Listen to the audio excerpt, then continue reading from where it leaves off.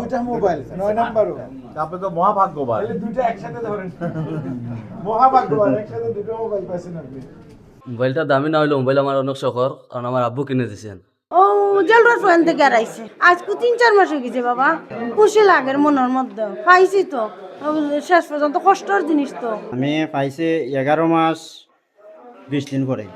মনে একটু আনন্দ লাগে যে এতদিন পরে মোবাইলটা পাইছি। আমি তো প্রায় এটার আশা হারিয়ে ফেলেছিলাম।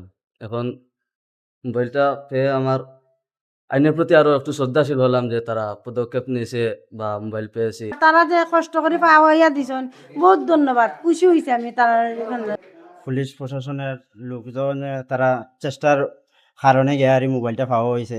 এটা তো এখন আমি আশা ছাড়িয়েছিলাম, কারণ 1 বছর হয়ে গেছে যে মোবাইল পাইমু করে বিশ্বাস আসিল না। তখন স্যারে ফোন দিছেন দিয়ারি কইছেন যে কাগজ লই আইবার লাগি। আমরা আইছি, আওয়ার পরে এখন দেখা যায় আল্লাহর হুকুমে পাইছি। সিলেট মহানগরীর এলাকা থেকে জিডির ভিত্তিতে হারিয়ে যাওয়া বা চুরি যাওয়া এরকম 70টা মোবাইল ফোন আমাদের সাইবার ক্রাইম ইউনিট কর্তৃক উদ্ধার করা হয়েছে এবং আজকে 12ই মার্চ 2026 সাল আমরা এই 70টি মোবাইল প্রকৃত মালিকদের কাছে হস্তান্তর করব। এগুলো গত 20 দিনে এই 70টা মোবাইল উদ্ধার করা হয়েছে।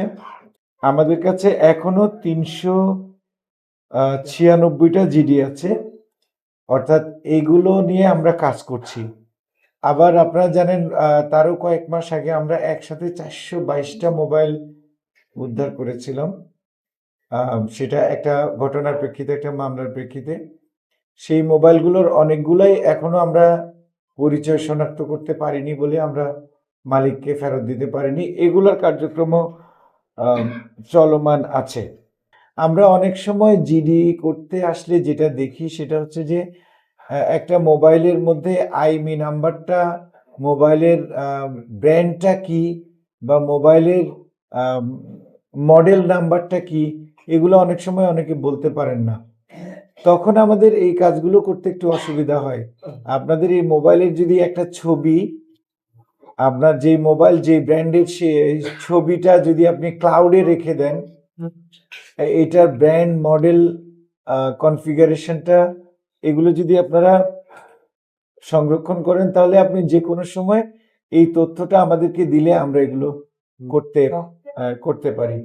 তো আমাদের সিলেট মেট্রোপলিটন পুলিশ এই জনগণের সেবায় এবং এই হারানো এবং চুরি যাওয়া মোবাইল উদ্ধারে আমরা সর্বদা সচেষ্ট আছি। ইনশাল্লাহ আমরা সচেষ্ট থাকব।